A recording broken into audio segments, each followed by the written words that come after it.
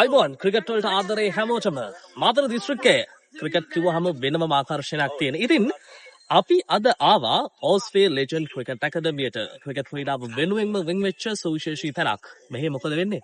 අපි ගිහිල්ලා බලමු එහෙනම් ඒ පැත්තට. ඕස්ට්‍රේලියා ලෙජන්ඩ්ස් ක්‍රිකට් ඇකඩමියේ පුහුණුකාරීත්වයේ තවත් සුවිශේෂී චරිතයක් අපත් සමගින් අපි කතා බහකට එකතු කරගත්තා. රජන්ත චන්දුල. අයිබෝන්. ඔබට අපිට කියනවා දැන් මේ ඇකඩමියේ ඔබේ මොන වගේ රෝල් එකක් අපි මේ ඇකඩමිය පටන් ගත්තේ අතන 2019. මුලින්ම කෝචින් එකට ආවෙත් මේ ඇකඩමියේ තමයි තරිඳුත් එක්ක.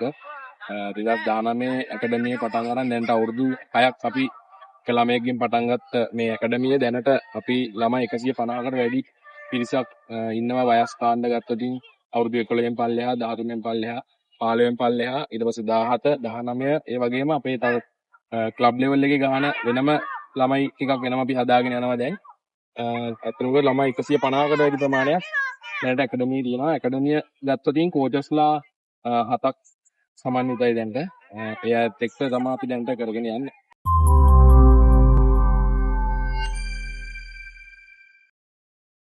ඕස්ට්‍රේලියා ලෙජන්ඩ්ස් ක්‍රිකට් ඇකඩමියේ තවත් සුවිශේෂී චරිතයක් අපත් සමගින් කතා බහකට එකතු කරගත්තා. අයිබෝන්.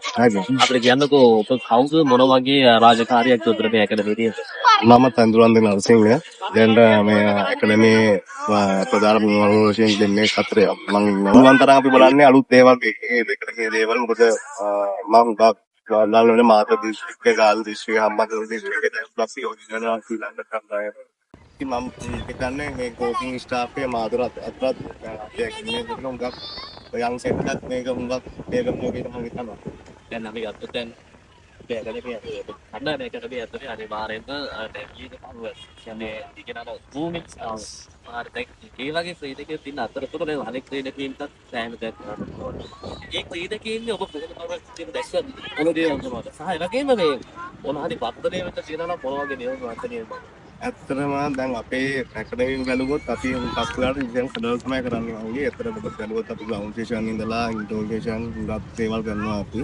ඉතින් ඇත්තටම දැන් යම් සෙට් එක බැලුවොත් ඉස්සර ගහපු ක්‍රිකට් එක දැන් ක්‍රිකට් එක බලනවා යම් සෙට් එක මාර්ගෙන් දැන් ඉස්සරහට ඉම්ප්‍රූව් වෙලා එනවා. මේ ඇකඩමිය පටන් ගන්න හේතුවක් මේ අපිට කවදා හරි මේ ඇකඩමියෙන් ළමයික් ලංකාවට ගෙනල්ලා ඉස්සරහ. ඉතින් අපි ඉස්සරහට දැන් ළමයි 4 5 දැන් ඇකඩමියේ ඉන්නවා ලංකාවට ගහන්න පුළුවන්. සංකීර්ණත් වෙන ළමයි 4 5 දෙනෙක් ඉන්නේ. ඉතින් අපි පුළුවන් තරම් බලන්නේ මෙතන ලංකාවට ළමයි දායාද කරලා. අයිබෝන්. අයියෝ අපිට කියන්නකෝ දැන් ඔබ පුහුණුකරුවෙක් විදියට මේ ක්‍රිකට් ඇකඩමියේ වෙනුවෙන් මොන වගේ දායකත්වයකට මම දැන් වසර දෙකකට වැඩි මේ සමග එකතු වෙලා දැන් පොතස්ලා 8ක් විතර ඉන්නවා අපි. මේකේ වැඩ කටයුතු කරගෙන යනවා ඉස්සරහට මේ සෑහෙන පිරිසක් ඉන්නවා අපිත් එක්ක ළමයි. වින්දා ලොකු වැඩ ටික කරන්න අපි උත්සාහ කරනවා. පොඩි වයසේ ඉඳලා මාර ටැලන්ට් තියෙන ළමයි ටිකක් ඉන්නේ. ඒ කියන්නේ මාතර ඇකඩමි ස්ටිප්පඩ මම හිතන්නේ ජූනියම් ලෙවල් එකේ ඉඳලා වැඩිපුරම ළමයි ටිකක් ඉන්නේ අපි ගාව. ඒක තමයි විශේෂ දේ තියෙන්නේ. එන්න ක්‍රිකට් එක එන්න ඉම්ප්‍රූව් වෙලා තියෙන. ඒ කියන්නේ හැමදාම අලුත් දෙයක්. ඒ කියන්නේ ලංකාවෙන් හෝ වේවා වෙන පිට රටකින් හෝ වේවා අලුත් දෙයක් ඉස්සරහට එනවා. අපිත් ඒව ඉගෙනගෙන අපි අපේ ප්ලෑන් එකේ තියෙන ඒක ඒ අලුත් දේවල් අපේ ළමයින්ට දීලා ළමයින් ඉස්සරහට රැගෙන යනවා.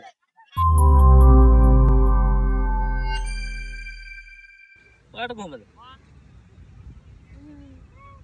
හොඳයිද? ඔයාගේ නම මොකද්ද? වයස? ඉගෙන ගන්නවනේ. ඒ ඇස්සේ අනිවාර්යයෙන්ම මැච් බලන ඇති ඉන්ට්‍රස්ට්. කවුරු වෙන්නද කැමති? කවිද මෙන්ඩිස්. හරි එහෙනම් අපි ඔයාලට සුබ පතනවා. අපිට කියන්න ඔයාගේ නම මොකද්ද? සීතාර. කොහේ ඉඳලාද ඇකඩමියත් එක්ක සම්බන්ධ වෙන්නේ? මාතලේ. දැන් ඇයි මේ ඇකඩමියට එන්න හිතුනේ? මට ටිකට් ගන්න ආසාවක්. හරි. මැච් බලනවද? ඔව්. මැච් බලන කවුරු වගේ වෙන්නද කැමති? අනාගතේ. චමරේට කැමති නැද්ද? චමරේ අතපත්තට. හරි. කොහොම හරි ජාත්‍යන්තරයේ බබලවල තවත් දක්ෂ ක්‍රීඩකයෙක්ටයි ක්‍රීඩිකාවක් තමයි අපිත් එක්ක ඉන්නේ. අපි අනිවාර්යයෙන්ම මේ මූණු ජාත්‍යන්තරයේදී දැක බලා ගන්න හැකියාව ලැබෙයි කියලා අපි හිතනවා.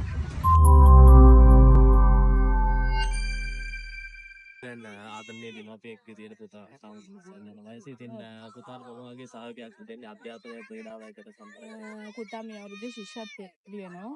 තව මාස 2යි. ඒ වුණාට සර්ලගේ සහයෝගයත් එක්කම වැඩ ටික එයා ගානට බැලන්ස් කරගෙන යනවා ඉස්කෝලේ වැඩත් කරනවා. ඒ අතර ඇකඩමිය ප්‍රැක්ටිස් වලටත් සහභාගී වෙනවා. ඒ වැඩ ටික ගානට දෙක එයා බැලන්ස් කරලා කරගෙන යනවා. හොඳයි අපි ඔබට සුවපත් වෙනවා.